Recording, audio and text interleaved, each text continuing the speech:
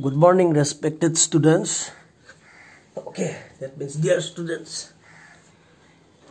It's a continuation of yesterday's class.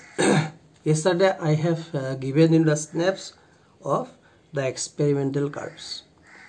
So here it is with me. Actually these graphs are given during exam. Okay, so just I will briefly explain. Just it will take only few minutes. So first you can see this is a graph. Okay, but because it has a twist, and here PS, that means point of stimulus, it is written point of stimulus. When there is a point of stimulus and point of contraction, then you will know that it is a myogram. Okay, so what you have to, if you get this graph, then what you have to say? So this is a myogram of Frogs gastrocnemius sciatic nerve muscle preparation, showing the effect of temperature on muscle contraction. Here, because it is 10 degree, 26 degree, 38 degree, it is written here. So in this context, and below is the time tracing. Time tracing is done by 100 Hertz tuning fork. Okay, so that one wavelength will be 0.01 second. Just like you can calculate the point of that latent period and everything, but let us forget that one. So if you get this curve, then you have to simply say this is a myogram showing myograms of Frogs gastrocnemius sciatic nerve muscle preparation, showing the effect of temperature on amphibian muscle contraction. Okay, then the second this curve is here, the multiple curves here, 1 2 3 4 5 6 sorry. So here it is written, it may not be clearly visible because it is a xeroscopy, effect of single stimulus. Then it is written second stimulus in the first half of the latent period, then second stimulus in the second half of the latent period, just like that. And here it is there is also point of stimulus and point of contractions. This type of simple twists are some muscle contractions. Okay, so many stimuli are given at many different times. When I explain the circuits and instrument, so in the Sherrington-Starling's dam kymograph, there was a striker, and if you remember, the striker has two blocks. Okay, for two successive stimulus. When the blocks will be together, only one stimulus will be there. So I am not going to details about that. You know it. And first of all, one more thing I want to say. This video I have made for my students only. Okay, so if it is not interested for any other people, so please ignore it and don't watch it. Okay, and the students who thinks it to be beneficial, then I'll be very glad, and you like it and you give comment so that I can improve myself day by day. Okay, so let us go to this graph. So this is a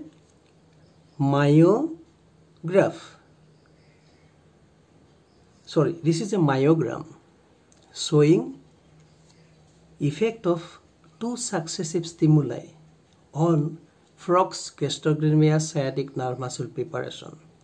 Then what will happen when the stimuli will fall? So first, when the stimuli will given at quick successions, so within the latent period, then what will happen? Then when the latent period is over, that early part of contraction, then what will happen? That you know. So if you get this graph, it is that myograph. Number 3, here you can see there is a V curve, and one is M curve. So here V represents vertebra and M represents muscular. That means two stimuli are given here. one keeping the electrode, say suppose this is the nerve, suppose, and this is the muscle. That means one electrode was placed. First stimuli was given by placing the electrode over the vertebral end, and second stimuli was given placing the electrode over the muscular end. Okay, so there are two twists. That is, one is M curve or one is V curve. So how you have to say, this is a velocity curve. Okay, so you have to tell that this is a myogram of Frogg's gastrocnemius sciatic nerve muscle preparation, showing measuring the velocity of nerve impulse. Then how you will measure the velocity of nerve impulse? Because you can calculate the length of the nerve. Okay, that means from vertebral end to the muscular end, the length of the nerve you can calculate. Suppose it is, say, X centimeter. So then you just there is a latent period of the V curve and latent period of M curve. Definitely the impulse from vertebral end to reach the muscle, it will take time. So latent period in case of when the electrodes was at the vertebral end, it will be more. So latent period of vertebral end minus the latent period of muscular end, it will give the time required to travel this X centimeter of this nerve fiber by the impulse. So you divide length by the time, then you will get the velocity of nerve impulse. And okay, let's jump quickly. So you see, so here I have already told there are two types of lever when you trace heart contraction of heart. That is the frog's heart. I should have shown it. Yeah, there is a probably frog in my garage, and if I can catch him, then definitely I will show how to dissect it, how to pierce the heart. That definitely I will show you. Okay. So you see the contractions are like this. Okay, so this is the ventricular systole, this is the atrial systole. Atrial systole is it coincides with the left part of the ventricular diastole. So there is a notch. This notch is because of pulling of the this atrioventricular valve towards the ventricle. Okay, that you know it. So if you get this curve here it is written the normal cardiogram of frog. So it is easy. A due to the contraction of auricle, B due to the contraction of ventricle, C due to the relaxation diastole of the heart. So it is clear. Okay, because there is no ion is written, no temperature is written, nothing is written, no extra stimulus is given. So this is a simple cardiogram. So how we have to explain? So this is a cardiogram of frog's beating heart, showing the normal tracing, and the electrode used here is the lever used here is a Starling's lever. I have already explained you, when you use Starling's lever, the heart is connected downward. So any ventricular systole or any systole, any contraction of the heart, it will pull the pointer downward. So downwards are the contraction, and it is okay. Let me see. Oh, sorry. Here contraction is in the upper part. So definitely this is by a simple lever.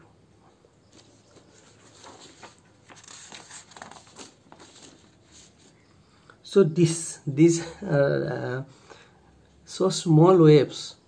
Okay, so I don't know whether you can see or not, but here under this picture it is written surface actions of various ions. actions of various ions on frogs beating heart. Here sodium chloride, potassium chloride, adrenaline, acetylcholine, and calcium chloride. All things are written here.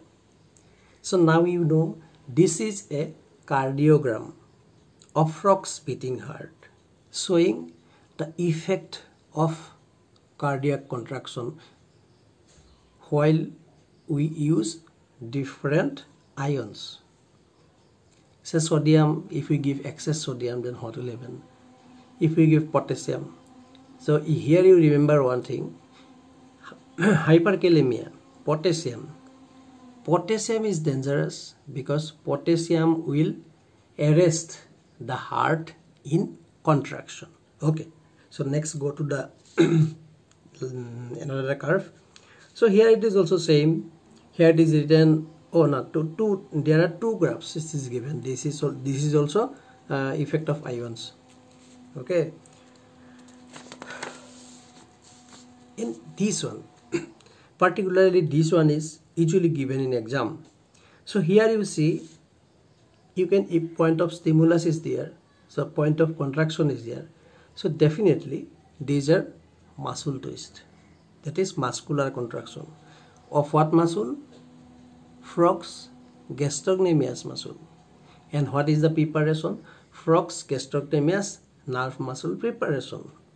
So you will see here CR, contraction remainder.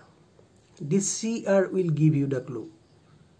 That means, yes, it is showing the phenomena of fatigue. When you repeatedly give stimulus to a muscle, then ultimately there a points come when the muscle cannot contract anymore. Okay, not only this, just before that when the muscle cannot contract, just before that, muscle will not be able to totally relax also. Okay, so because relaxation is also a active phenomena. Okay, so when, if you remember this actin and myosin, one ATP is always converted to GDP just to get relaxed. Okay, so those you know. So how you have to explain this graph? So this is a what? Myogram of frogs gastrocnemius sciatic nerve muscle preparation, showing effect or of simultaneous stimulus, or say showing the effect of fatigue. Okay, so how fatigue set up? So there is a you can prove it whether it is in the muscular end, whether it is the nerve end, or where the fatigue occurs. You can prove it. So if you directly stimulus the muscle, then it will contract. Here the third figure is the when stimuli is given to the muscle directly, then the muscle will contract. Okay, and there is a preparation called Rio-based preparation. Okay, Rio-based preparation. Here what is done? Say this is the vertebral end of the nerve, and say this is the muscles, sciatic muscle. It look like a silly, no? Forget it. So you have given repeated stimulus one after another, and the muscle has fatigue has been set up. Okay, then at that time, when you give stimulus to the muscle directly, then the muscle will contract. That means muscle has not become fatigue. Then what we will do? We will use the nerve. So another fresh preparations of frogs gastrocnemius sciatic nerve muscle preparation will bring, and that nerve we will attach here. This is the other muscles. Then we will give stimuli over this second nerve of the nerve muscle preparation. Then you will see this muscle will contract. Okay, so here by this you can prove that this contraction, neither nerve become fatigue, neither the muscle become fatigue. Okay, so it is the depletion of the neurotransmitter, and it takes few time. If you give Ringer solutions and wait say about 10 minutes, and definitely the muscle will regain the energy, then there will be neurotransmitter productions and it will again contract. So here this small house, mountain like structures 1, 2, 3, 4, 5, 6, and beneath this it is given that 8 stimulus per second, 10 stimulus per second, 13, 20, 35, like that. That means in quick succession different number of stimuli is given to a muscle. So this is what tetanus curve. Okay, so you have to say this is a myogram of frog's gastrocnemius sciatic nerve muscle preparation, where stimulus of different frequency is given and ultimately to show the effect of the formation of tetanus or effect of tetanus. And before tetanus there is a staircase phenomena just in enteric fever. Pyrexia is called step ladder pyrexia. Okay, it just go up and up and up and up and up, and when it come down it just comes down and down and down and down and down. So like that this is contraction after the previous contraction, second contraction muscle will be less relaxed and it will go high up, high up. So that is the staircase phenomena. You read what is the cause of it. So again, this, when you see graph like that, so these are the muscle contraction. Always remember, this is the ventricular systole, this is the atrial systole, and this is totally the diastole, and there is a notch. Sorry. And again, this is also by using a simple electrode, because simple electrode always pulls the electrode high up and positive deflection will be the contraction. If this same graph, if we would have traced in using a Starling's heart lever, then the contraction would have been like this. It's okay. This systole, another systole, systole, another systole, like that. Because so short time, I have to prepare the video, otherwise the memory will be high up.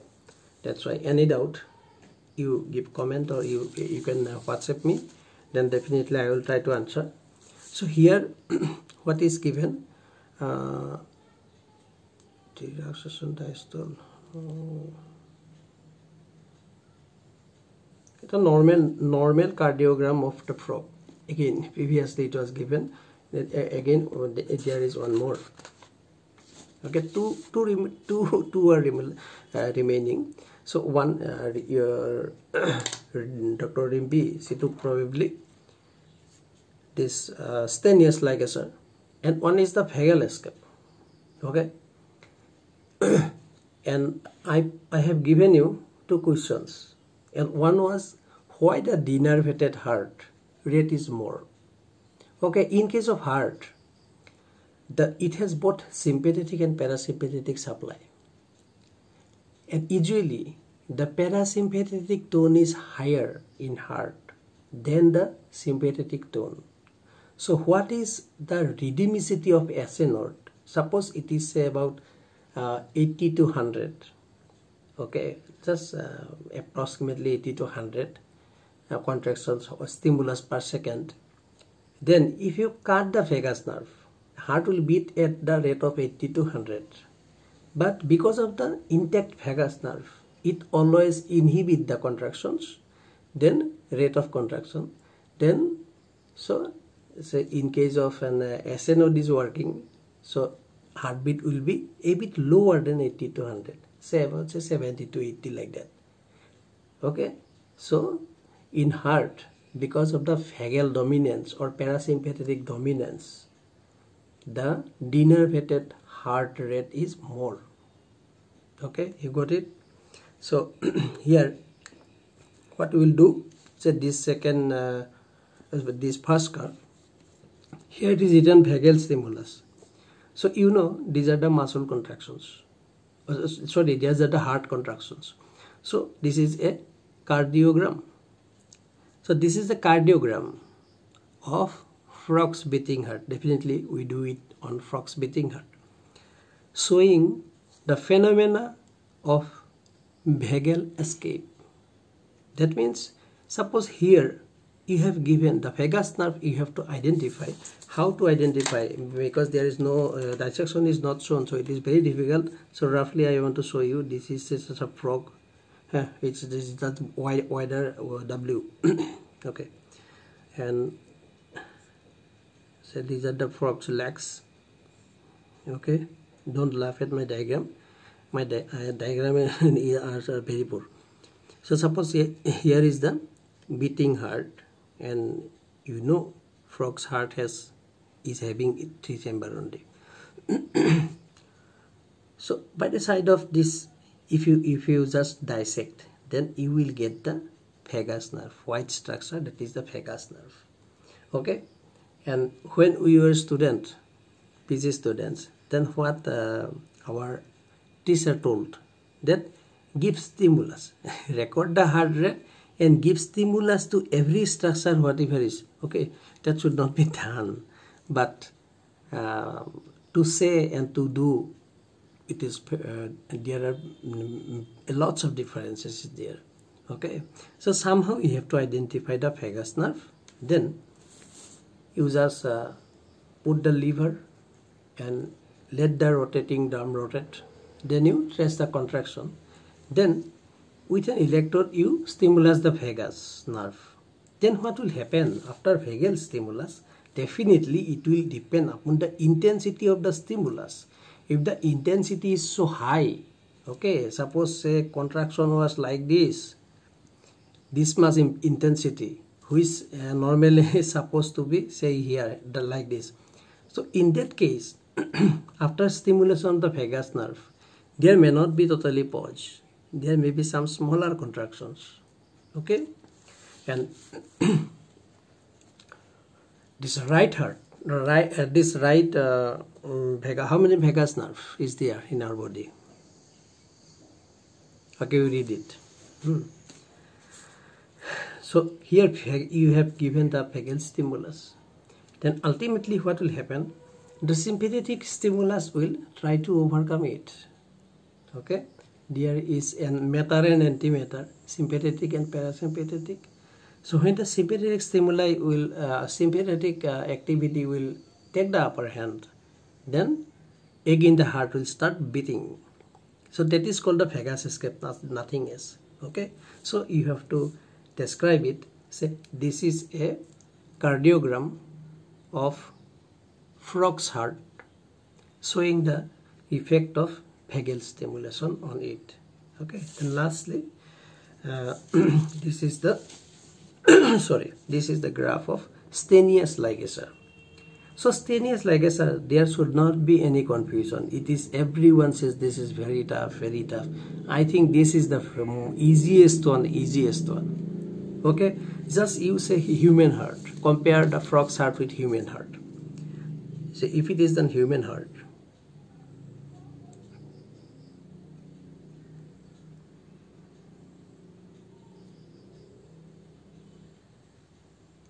so this is the right atrium, and here in the right atrium only, both the atria, asynod and avinodes are present in the right atrium only, not in the left atrium. Okay, so what will happen if you ligate here? Definitely, ligation means it will be a complete, say, block, sinoatrial block. This from asynod to avinode, there will be a complete block. Then the dominant pacemaker will be the avinode. So what will happen if you put here ligature? Say first heart was beating like this.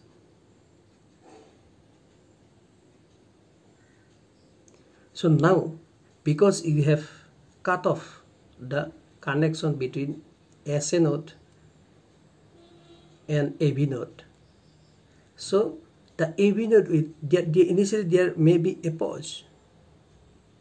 because one bomb has blasted, so no one know what to do. Okay, then someone told the AV node that, hey, now you are the boss, you take the upper hand. Okay, then the AV node will come into play, but because its rate of auto redemicity is less than that of Asynod, so it will start contraction, but rate of the contraction and the force of the contraction will be somewhat compromised, lower. Then if we give a ligature here, say between AV node, then the main bundle branches which takes the action potential to the ventricle, then what will happen? Say this AV nodal stimulus will also be unable to reach the ventricular musculatures. Then what will happen? Again there is a chaos. Say there will be a pause. Now this time pause will be a longer one. Then after that, that everyone will say that the ventricle, you are the only option, you take the upper hand. Then the ventricular musculature will start producing stimulus. Okay, then but rate will be less and force of contraction will be minimum. Okay, this is also called idioventricular rhythm. Okay, so hope you guys have understood. There may be a mistake because today like this I am making the first video, and subsequently I will try to improve myself. And lastly, again I want to say to all the audiences, all the viewers, that this channel, actually necessity is the mother of invention. When during online classes it was very difficult to upload classes, during that time only I thought that we can upload like this, and like that the channel is formed. There is no other intention, and I may be wrong, so please point me out so that I can correct myself. Okay, and if you think it may help you, I will take out different topics, different MCQs, like I always cover my tutorial group, and definitely I will cover for everyone. And any doubt you write in comment section, definitely I will try to answer, and I will try my level best, to the best of my knowledge, to explain it. Okay, thank you very much. Have a nice day.